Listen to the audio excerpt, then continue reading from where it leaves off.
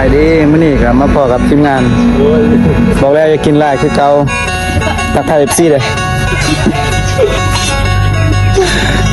สบายดีวันนี้สิมาซีดยาสวด นี่ก็สิเป็นรถวิโก้คอยาวคู่ใจของเฮา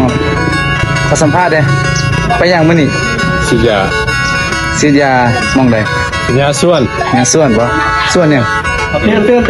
ต้ ส่วนมิสเตอร์ซิลุ อ๋อส่วนย่างบ่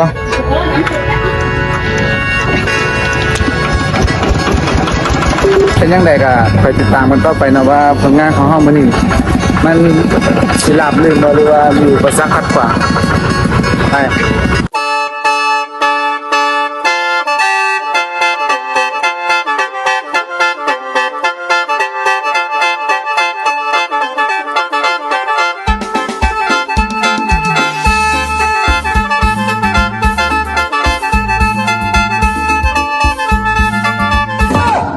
ห้องตาย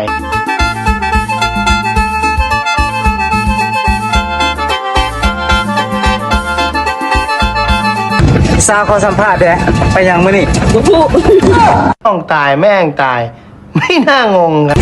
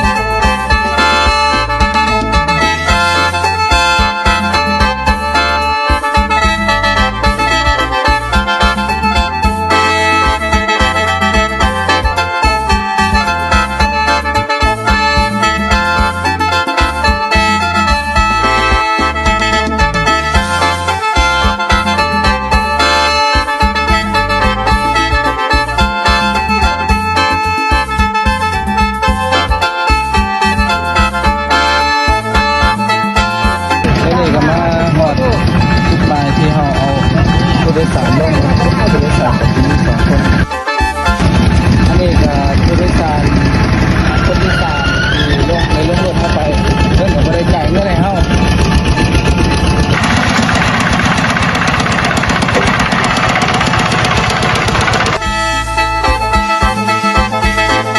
ทีนี้ก็มาฮอดขึ้นมาไปทางของเฮาไปเทียบฮอดนี่ก็สิเป็นอุปกรณ์ของเฮามื้อนี้อันนี้เขาเอิ้นว่าหยังอันนี้ หลังซีดยา เป็นยังไงมื้อนี้ก็ว่าสิแล้วบ่ น่าจะแล้วนึงอยู่เนาะประมาณประมาณ2-3บังนี่แล้วแหละ2-3แถวบ่ยากแล้วก่อนกินข้าวสวยเนาะแล้วก่อนเทศ จังไดเจ้าภาพ บอกไม่จะขาด นั่นใดก็ติดตามไปนํกันว่าผลงานของเฮามื้อนี้สิแล้วเช้าหรือแรงหรือว่าบ่แล้วเป็นจังไดก็ติดตามกันต่อไป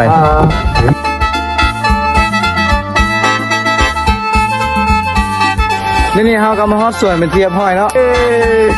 เป็นจังไดกับการมาเห็นอันหญ้าอยู่สวน สุดเจ๋เลยน้องอันนี้ไอ้ยอมเลยได้กะสู้ เดี๋ยวนี้เฮาสิฉีดยาหม่องใดที่อันสิเฮ็ดเบี้ยอย่าง เดี๋ยวนี้ไวมาที่บนนี้เริ่มตั้งแต่แถวบนนี้ไปขึ้นหอดขึ้นมันบ่ายประมาณ5-6 เที่ยวนี่แหละอยู่ฝั่งนี้แหละที่ละกอสีกายย่างเห็ดเบียร์ย่างใช่ใครสนใจกะติดต่อมาได้เด้อ อันนี้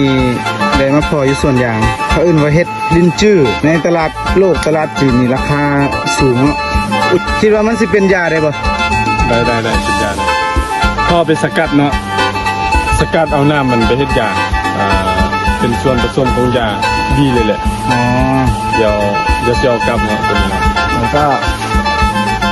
อันนี้สิเอาไปเฮ็ดหยังนี่นะเฮ็ดอะไรขั้นตอนเพิ่น อันนึงตอนขั้นตอนที่1ก็ต้องอันนี้ไปผสมน้ำใส่ บางทียาเขา เอาน้ำยาทอกใส่ก่อนเนาะเอาน้ำยาทอกใส่แล้วเอาน้ำทอกใส่มันจริงผสมเข้ากันนะคือเรานำใส่ก้อนเราเอาน้ำยาใส่จำลังมันผสมกันยากนะเอาคนนี้มดเอายาใส่ก้อนเอาน้ำทอกใส่มันกรุ่นเข้ากันนะ เดี๋ยวเฮาสิไปเบิ่งอันวิธีเพิ่นผสมว่าเพิ่นผสมแนวใดในการฉีดหญ้า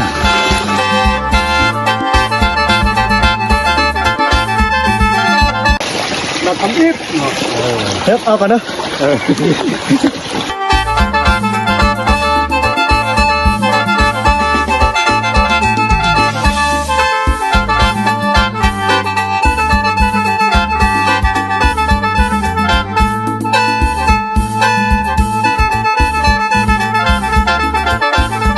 เดี๋ยวเฮาสิขึ้นไปถึงสวนเบิ่งว่าสวนยางเพิ่นสิมีแนวกินหยังไดสิมีหว้ายบ่มีผักมีอะไรทำไมบ่มียอดผักน้ำที่มันกำลังออกดอกโอ้มักเผ็ดหน่วยงาม เฮ้ย ๆมีแต่หน่วยใหญ่ๆหมด บ้านนู้น หลังจากที่เราได้เก็บมักเผ็ดทานไปประมาณ10 นาทีเท่ากับนี่ก็สิเป็นผลงานของเฮาที่ได้เก็บมาถึงที่เมื่อยบ่เดี๋ยวนี้เฮาก็ขึ้นมาฮอดกลางสวนยางของเมตรแต่มันยังบ่ฮอดจุดที่สูงที่สุดแต่ก็เมื่อยละเดี๋ยวนี้จุดหมายปลายทางของเฮาก็คือสิขึ้นไปฮอดกับบอน บนดอยคุณเนาะ ฮอดดอยบอนที่มันสูงที่สุดของอันสวนเมตรเพิ่นว่ามันสิสูงส่าใดเราขึ้นไปฮอดตั้งถึงแล้ววิวมันสิงามบ่เดี๋ยวไปเบิ่งกันนำกัน